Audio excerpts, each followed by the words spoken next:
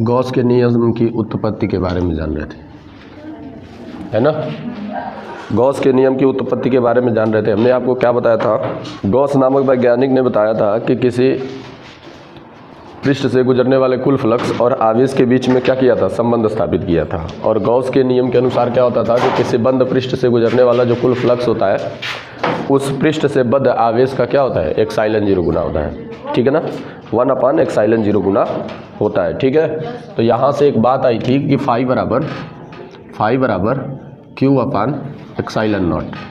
अब ये जो फाई बराबर क्यू अपान एप्सिलॉन नॉट आया था, ठीक है ना, फाई बराबर क्यू अपान एप्सिलॉन नॉट आया था, इसी को हमें डिराइव करना है, इसी को हमें प्रूफ करना है, ठीक है ना। इसी को प्रूफ करना है कि ये कैसे आया। तो सर्वप्रथम हम एक गॉसियन पृष्ठ मान लेते हैं। गॉसियन पृष्ठ को हमने बताया था कैसा पृष्ठ होता है। तो गॉसियन पृष्ठ जो होता है आपका वो एक 3D स्ट्रक्चर होगा, ठीक है। जैसे हो गया गोला, हो गया घन, हो गया घनाभ, हो गया, ठीक है, बेलन हो गया, ये सब गॉसियन पृष्ठ कहलाते हैं। तो हमारे पास एक गॉसियन पृष्ठ है। इस गॉसियन पृष्ठ, जब मैंने नाम ले लिया गॉसियन पृष्ठ है तो सीधी सी बात है कि एक बंद पृष्ठ है, ठीक है। और इस पर मान लेते हैं कि O बिंदु पर प्लस क्यू आवेश है, ये O बिंदु है, और इस पर मान लिया हमने क्या है, प्लस क्यू आवेश है। आ जाइए, ठीक है, प्लस क्यू आवेश है। यहाँ पर अगर मैं बात करूँ, यहाँ पर कोई क्षेत्रफल हमने ऐसे ले लिया, यहाँ पर इसका घन कोण क्या है, डी ओमेगा है, ठीक है। सीधी सी बात है,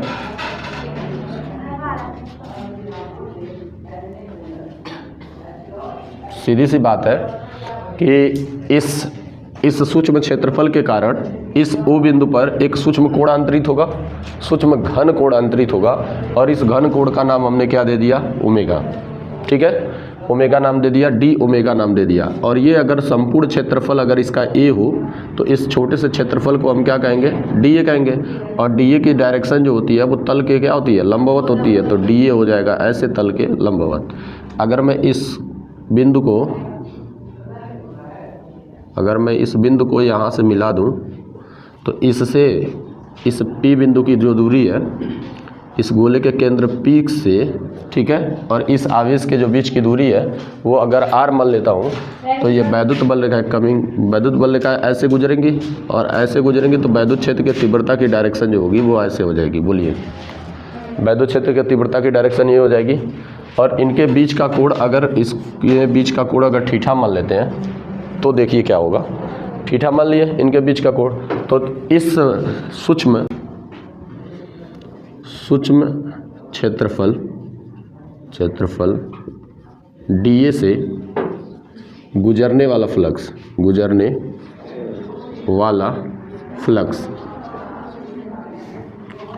इस सूक्ष्म क्षेत्रफल डीए से गुजरने वाला फ्लक्स, इस सूक्ष्म क्षेत्रफल डीए से कितना फ्लक्स गुजरेगा, तो फ्लक्स सूक्ष्म ही फ्लक्स तो गुजरेगा। बोलिए, एक छोटे से भाग से एक सूक्ष्म भाग से एक सूक्ष्म फ्लक्स गुजरेगा। तो इस सूक्ष्म फ्लक्स को हमने डी फाई लिख दिया।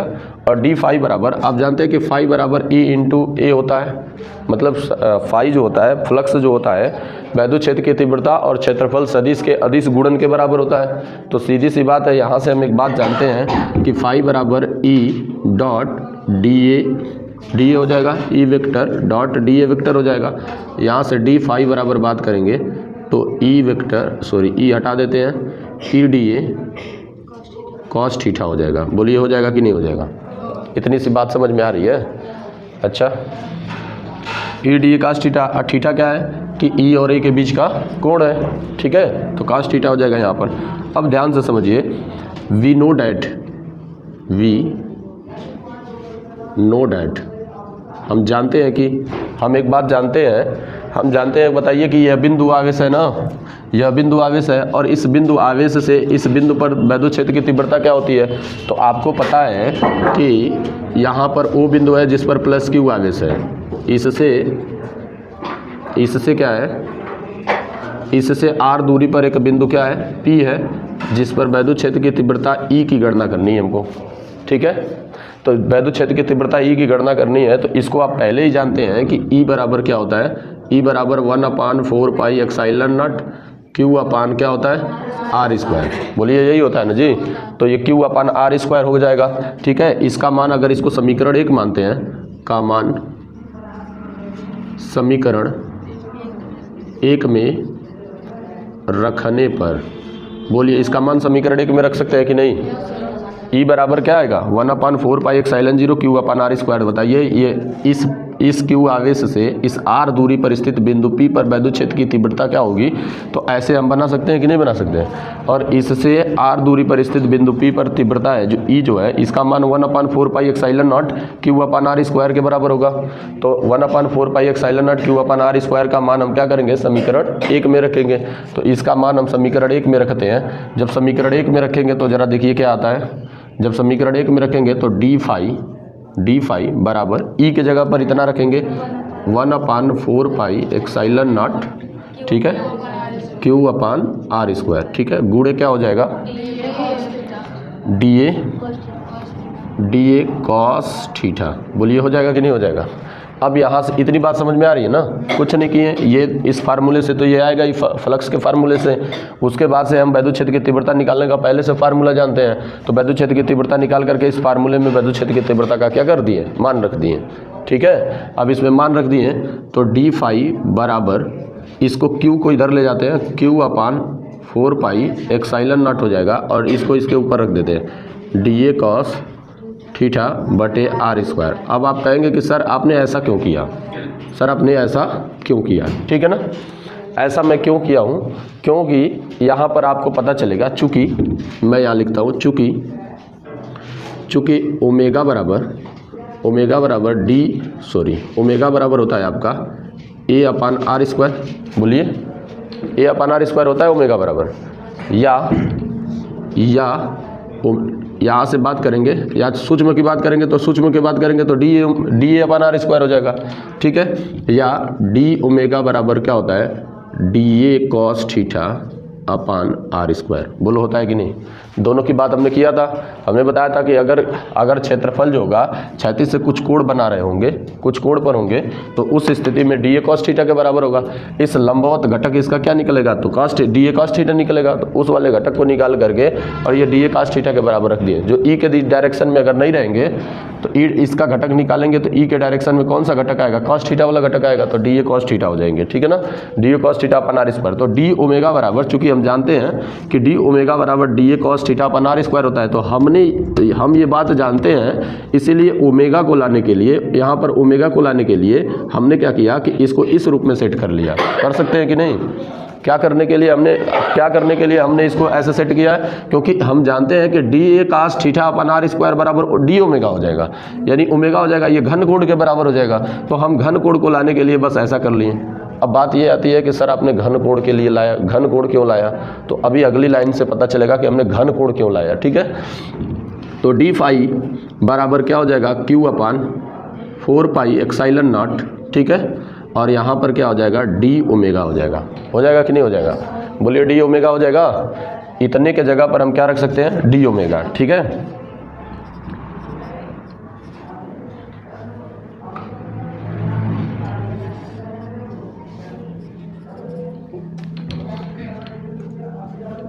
अतः इतना हो जाएगा, डी ओमेगा हो गया। अब देखिए, अब एक बात बताइए कि एक छोटे से क्षेत्रफल के कारण, अगर इस छोटे से क्षेत्रफल के कारण अगर डी फाई फ्लक्स गुजर रहा है, कितना फ्लक्स गुजर रहा है? डी फाई फ्लक्स गुजर रहा है। तो इस संपूर्ण क्षेत्रफल से होकर गुजरने वाले फ्लक्स की गणना करनी है एक छोटे से भाग से। सपोज करिए ये छोटा सा भाग है, मैंने यहाँ पर एक छोटा सा भाग बनाया हुआ है, ठीक है। अगर इस छोटे से भाग से अगर डी फाई, मतलब कि क्या है कि डी फाई फ्लक्स गुजर रहा है, एक सूक्ष्म फ्लक्स गुजर रहा है, तो मैं पूरे भाग से गुजरने वाले फ्लक्स की गणना करना चाहूँ, इस पूरे भाग से गुजरने वाले फ्लक्स की गणना करना चाहूँ, तो बताइए इन छोटे छोटे भागों को जोड़ दिया जाए कि नहीं जोड़ दिया जाए? और छोटे छोटे भागों को जोड़ दिया जाए, छोटे छोटे जो सूक्ष्म फ्लक्स है सभी फ्लक्स को जोड़ दिया जाए। तो सभी फ्लक्स को बारी बारी से जोड़ना कठिन होगा, तो क्यों ना हम इसका क्या कर दिया जाए? समाकलन कर दिया जाए। तो हम इस पूरे गोले का क्या कर देते हैं? समाकलन कर देते हैं। तो पूरे गोले का समाकलन करने के लिए हम क्या करेंगे? पूरे, ऐसे लिखते हैं, पूरे पृष्ठ से, पूरे बंद पृष्ठ से गुजरने वाला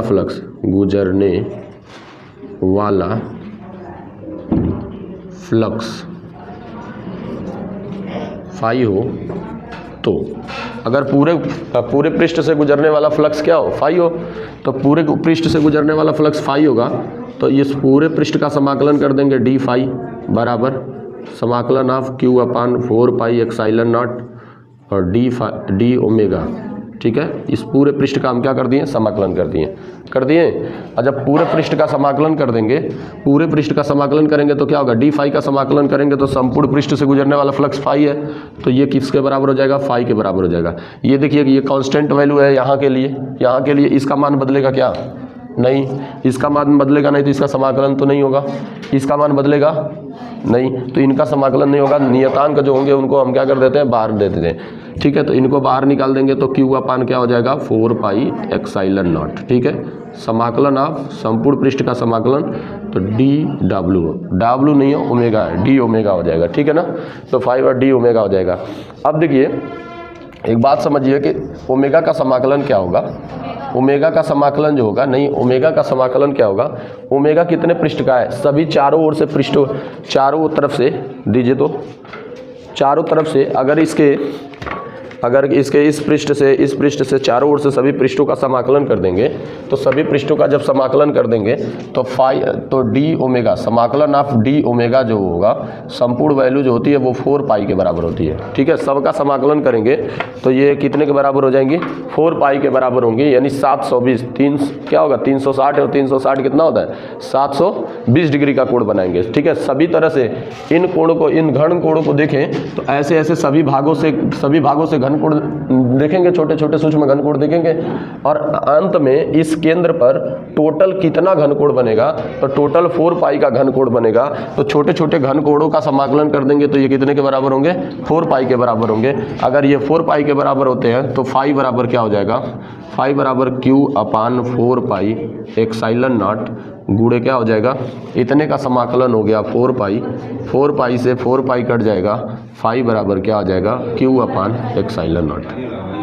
बोलिए, फाई बराबर क्या हो जाएगा, क्यू अपान एक्साइलन नॉट आ जाएगा ना, तो ये क्यू अपान एक्साइलन नॉट के बराबर आ जाएंगे।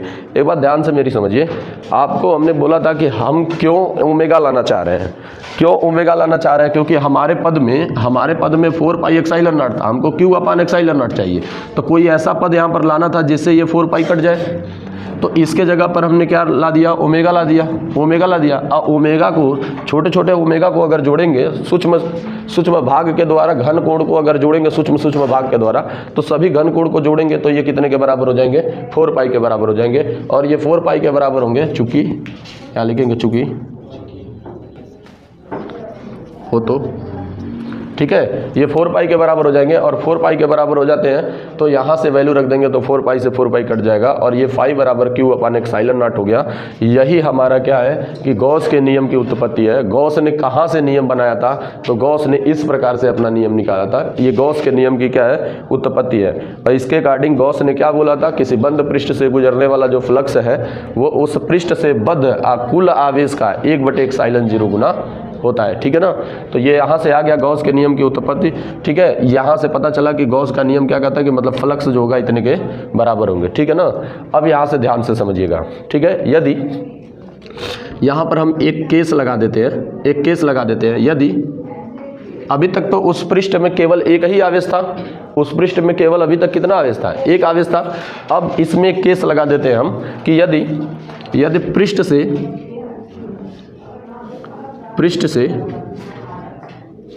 पृष्ठ में बहुत सारे आवेश बहुत सारे बराबर होगा। ठीक है, अगर क्या है कि यदि पृष्ठ में बहुत सारे आवेश हों, जैसे फॉर एग्जांपल हमने दे दिया, ठीक है, फॉर एग्जांपल दे दिया कि plus Q1 Q2 minus Q3 ऐसे बहुत सारे आवेश हो इसमें। ठीक है, बहुत सारे आवेश हो तो इनका परिणामी आवेश जो होगा वो सभी आवेशों के बीजगणितीय योग के बराबर होगा। ठीक है, तो सभी आवेशों के इनका परिणामी सभी आवेशों के योग के बराबर होगा, यानी सिग्मा Q के बराबर होगा। और इन सबको जोड़ेंगे तो सबका बीजगणितीय योग करेंगे तो Q1 और प्लस क्या हो जाएगा Q2 माइनस Q3 और क्या हो जाएगा प्लस Q4 और माइनस क्या हो जाएगा Q5 डॉट डॉट डॉट ऐसे जोड़ देंगे। ठीक है, इन सब के योगफल के बराबर हो जाएगा। तो तो वैद्युत फ्लक्स तो पृष्ठ तो बंद पृष्ठ से गुजरने वाला फ्लक्स गुजरने वाला फ्लक्स, तो इस पृष्ठ से गुजरने वाला फ्लक्स फाई बराबर क्या हो जाएगा, फाई बराबर sigma q upon r epsilon nought. जब अगर पृष्ठ से बहुत सारे बद्ध आवेश हो, अगर इस पृष्ठ से एक ही आवेश ना हो, बहुत सारे अगर आवेश हो, तो उन सभी आवेशों का परिणामी जो होगा उनके बीजगणितीय योग के बराबर होगा। बीजगणितीय योग का मतलब उनको चिन्ह के साथ जोड़ेंगे, जो जुड़ने वाले होंगे वो जुड़ेंगे, जो घटने वाले होंगे घटेंगे, इन सब का बीजगणितीय योग कर लेंगे। बीजगणितीय योग करने के बाद जो आवेश आएगा उस आवेश का एक्साइलन नॉट कर देंगे, तो बंद पृष्ठ से गुजरने वाला कुल फ्लक्स निकल जाएगा। इतनी बात समझ में आ रही है। अब एक यहाँ से मेरे पास जगह तो नहीं है, लेकिन मैं ऊपर लिख रहा हूँ, यहाँ पर मैं लिख रहा हूँ एक और पॉइंट, ये दूसरा पॉइंट है, ध्यान से। एक बड़ी बात हमने बोल दिया कि यदि आवेश पृष्ठ के बाहर हो, यदि आवेश कहाँ हो, पृष्ठ के बाहर हो, तो इससे गुजरने वाला जो कुल फ्लक्स होता है वो क्या होता है, शून्य होता है। क्यों ऐसा होगा, क्योंकि जितनी वैद्युत बल रेखाएं इस गॉसियन पृष्ठ में प्रवेश करेंगी, उतनी वैद्युत बल रेखाएं गॉसियन पृष्ठ से बाहर निकलेंगी। तो जितनी प्रवेश कर रही है उतनी बाहर निकल रही है, तो इस पृष्ठ से गुजरने वाला फ्लक्स क्या होगा, उनका परिणामी देखा जाए तो क्या हो जाएगा, शून्य हो जाएगा।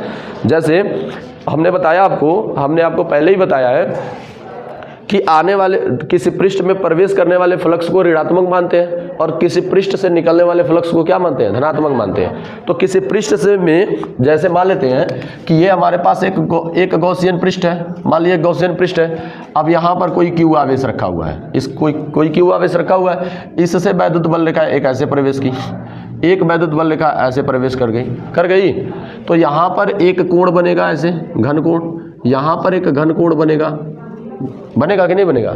अब देखिए यहाँ से वैद्युत बल रेखाएं ऐसे गुजर रही हैं, ठीक है। अब यहाँ से वैद्युत बल रेखाएं ऐसे गुजर गई, जरा ध्यान से समझिएगा। यहाँ से गुजरने वाले, यहाँ से कोई छोटा सा पृष्ठ मानेंगे तो इससे गुजरने वाला फ्लक्स फाई 1 होगा, और चूंकि प्रवेश करने वाला फ्लक्स ऋणात्मक होता है, ठीक है।